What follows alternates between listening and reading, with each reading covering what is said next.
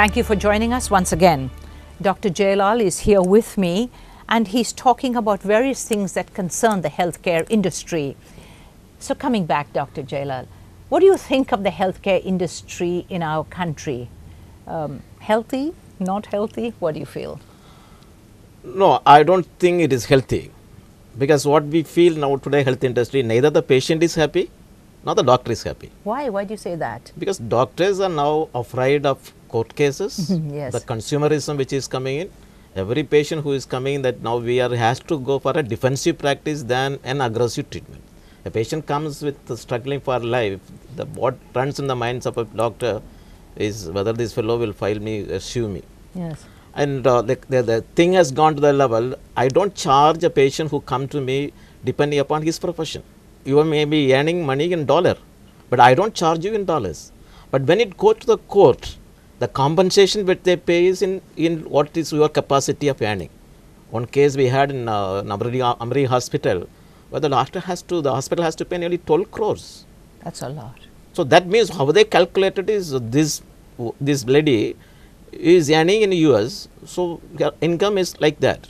So that is one area whereof that problem. So I personally believe now today is we are in a crossroad where both of us, neither the patient is happy, they have a suspicion or they have a negative feeling on the doctors. The doctor community is afraid, but what our aim in IMA to pacify both, play a neutral role where both the consumer or the patient and the doctor should be happy. But having said this, how many cases are actually filed against doctors in our country? Can you give me any figure? Because we know that in the US, where I spend a lot of time, doctors are terrified of the lawyers and of the court case that the patient is going to sue them. Tell me how many have been filed in our country? There's a lot of cases are coming because it's a consumer court, they go to the court. It is not only the outcome, because we see the court cases nearly 99% is not won, it is going in favor of the doctor. But the damage it is causing to the doctor, the mental agony it is creating, the media publicity which is creating, by the judgment you can't change that. That somebody says that you have killed that patient, right, and you go to the court, but they go through their files and finally the court, they are not able to succeed, but still the damage is caused. Right. So that is why second major problem what we file is these cases are going to the consumer court, which is judged by the non-medical people. Right. So what is our appeal is you must have a medical tribunal, have a medical people, so the quick solution can also come. Remedial steps can be brought in. Right. Do you in your wisdom believe that the internet has had a very big role to play, because patients go in and they have already diagnosed themselves? As the next big headache, the Google doctor. Yes. They come with a Google doctor, they know everything, and that is a big challenge in fact doctors are facing. Right. So I personally believe this medicine is not a pure science. It is an art where one surgery, one type of medicine treatment is not going to fit for everyone. So it is a relationship. So that relationship can come with a long-term contact. So one of the options which we promote is, instead of that Google type of knowledge-based thing, it is a family doctor concept. But where are these family doctors? It's gone. You can't find them at all. We need to reincarnate. We need to incarnate that family doctor concept in India. Unless that, then it is going to be a big challenge to the community. Right. As a layperson, it's extremely difficult sometimes to find a doctor who, as you say, you can have a relationship with, or they can have a relationship with you. How do you go about this? How do you go about selecting a doctor in this day and age? It's become tough. You would probably mostly go to the internet and could be misled, could be led in the right direction. Yes. What do you do as a layperson? No, you have a firm hope or belief in the doctor, or belief in when you come to the system, you must understand. Yes. And when you are only thinking of the outcome, or what you read is the Bible, or you read is the most right, and what the doctor is saying with the wrong thing, something is not going to help. Even like our personal life, the faith and belief is going to help us a lot.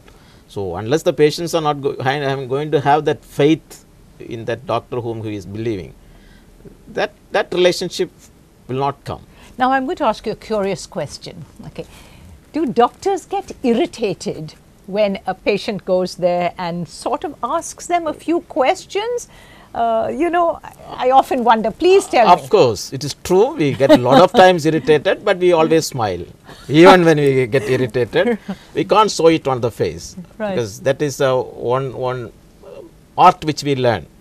To express our happiness to the people, then express our the anger and irritation to the patient. Sometimes doctors seem to have so little time when you go into their clinics, and you kind of get the feeling that maybe he or she wants to get rid of me, wants me to get lost from this place because I've got another patient waiting outside and another, and the waiting room is full of people.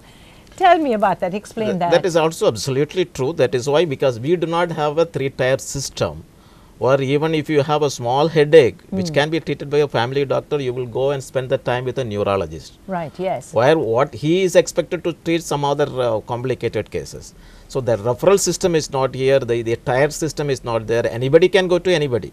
Not like your country or your UK or Western countries, where you go to your family doctor, then it is getting referred, then it is. Right. So the one option it has can become as a remedial step is a tier system.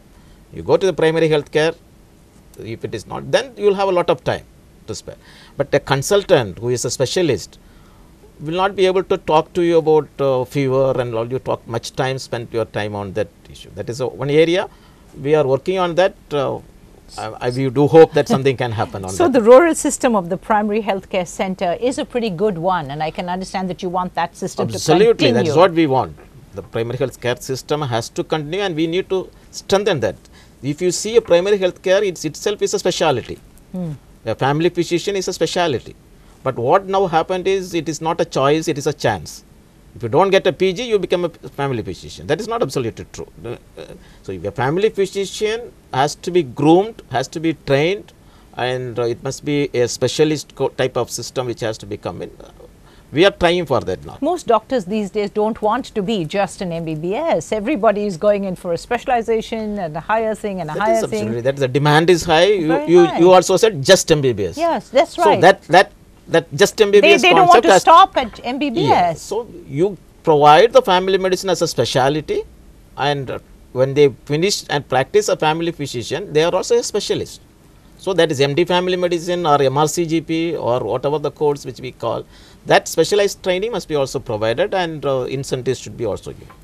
Another big problem we face is many complaints we get is doctors do not go to the villages. But doctors alone going to the village cannot going to solve all the issues. It is not that doctors are not going to the village is not equipped enough to receive the doctor. Just what does he go there and do is what is he going there and there is no staff nurse to help him, there is no infrastructure to help him. A doctor cannot do every miracle there in the society. So wherever the states where the infrastructure is well developed, I think every rural area is also having a doctor. In Tamilnadu, there is no rural area where you can say there is no doctor. Tamilnadu is pretty good in terms of medicine and medical assistance. Of course, almost all the South India is good. If you see a medical, the doctors coming out also, the 4 states of the southern India, they nearly produce 60% of our doctors. Now, the healthcare industry is, I think, the 5th largest employer in our country of all businesses. And I say, I differentiate by saying business. Not only for doctors, healthcare industry is one of the largest where the engineers are working. Right. So, talking about that, I want to talk about the other people involved in this industry. I mean, I know that your focus is on doctors, but I mean, I think one of the most integral parts of the business or the industry should be really nursing. And what role are you playing in that? That is one main region. I'm the Christian Medical Association of India. Yes. That is one organization where we treat everyone equally. So we have 5 sections. So under Christian Medical Association of India, it is not only doctors. We have nurses, allied health professionals, including chaplains. We have a section of the chaplains and administrators. So we firmly believe, I personally believe, it is a God's own ministry. The healing ministry is created by our God Almighty. I'm coming back to that very shortly, right after the next break. We're going to take another very brief break here and get right back with you. Please stay with us. Don't go anywhere.